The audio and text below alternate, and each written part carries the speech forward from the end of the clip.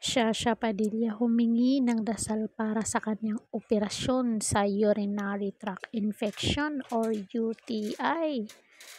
Ayun nga mga marites, si Shasha Padilla ay sasailalim sa isang operasyon at ngayon ay nasa Singapore ang aktres.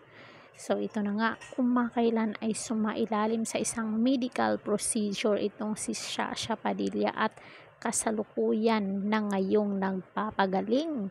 Sa mahabang Instagram post ng Divine Diva kahapon ay inireveal niya ang kanyang health problem at humingi ng dasal para sa kanyang mabilisang pagaling. Ay, thanks God kasi tapos na pala yung operasyon. Ayon sa singer, hindi normal ang size ng kanyang lip ureter simula pa noong ipinanganak siya. I was born with a mega ureter. My left ureter was the size of a sausage when it should be a thin tubular and structure with a 3 or 4 meters diameter. My right one is normal. Saad ng aktres. It has bothered me for as long as I can remember. I was often scolded as a child kasi pinipigilan mo wiwi mo, and I thought while sitting on maligamgam water in a small planggana that it was partly true since I'd rather be playing in the street and holding my pee than going to the bathroom. Pagkukwento ng singer. For many years, I've had endless battles with UTI, urinary tract infection, and taking oral antibiotics became routine. They had no proper machine in the Philippines while I was growing up, and doctor only saw my real problem in 2007. Patuloy na pagkwento ng singer. Una raw niyang sumailalim sa operasyon noong 2007. So, my first surgery to correct this problem was 17 years ago, right after filming Shasha Padilla sa Tuma in 2007. I underwent open surgery to finally correct my left ureter. It was tapered and reinserted in my bladder, chika ng aktres.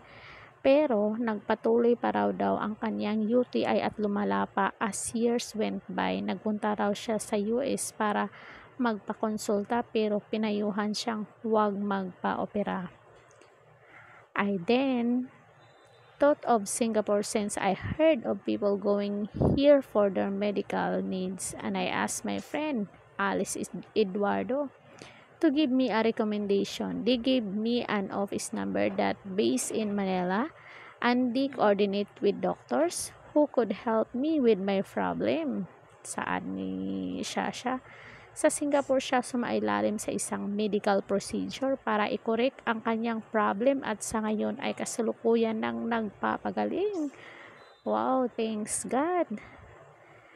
They told me they could do laparoscopic surgery to correct my problem. We set a date and now I'm still in hospital.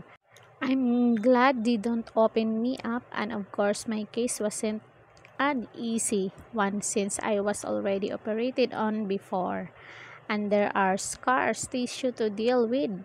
Dr. Bang said the surgery was straightforward. They didn't perform a bioreflap as planned. Part of the ureter was cut, then reinserted in my bladder. And I had 6 new holes for the laparoscopic surgery. Ano to? Grabe naman to. My body is a map of all the surgical battles it's been through. This is my 3rd surgery with regard to the left side of my kidney. In 2012, after Dolphy died, I had a growth taking out so partial nephrectomy was performed on my left kidney. Aniya pa, umaasa si Shasha na soon ay makakabalik na siya sa dati niyang ginagawa. By the God grace, I pray that it continues to function so that I may be healthier. Kasi pag nagkakaedad na tayo, ganun talaga yung mararamdaman natin. Lalabas yung mga sakit-sakit natin sa katawan. I can't wait to be doing my normal routine, like playing badminton with Conrad in the morning. I will miss our ASAP cycle for September and can't wait to rejoin them in October or November, and for my anniversary concert to finally push through.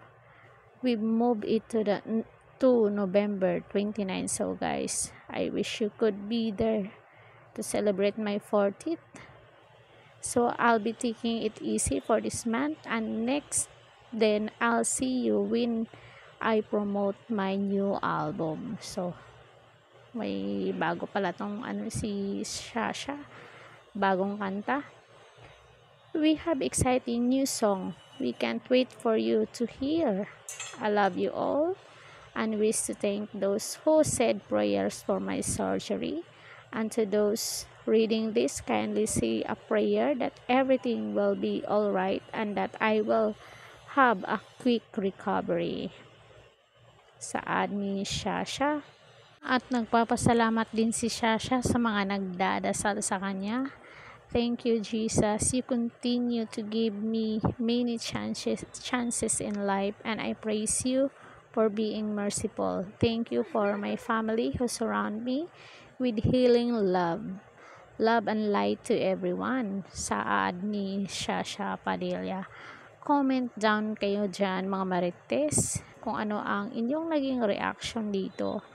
Sana ay makabalik na to si Shasha at quick recovery sa kanyang operasyon. Don't forget to like, share, and subscribe. Caridad Official TV. Hanggang sa muli, and thank you so much.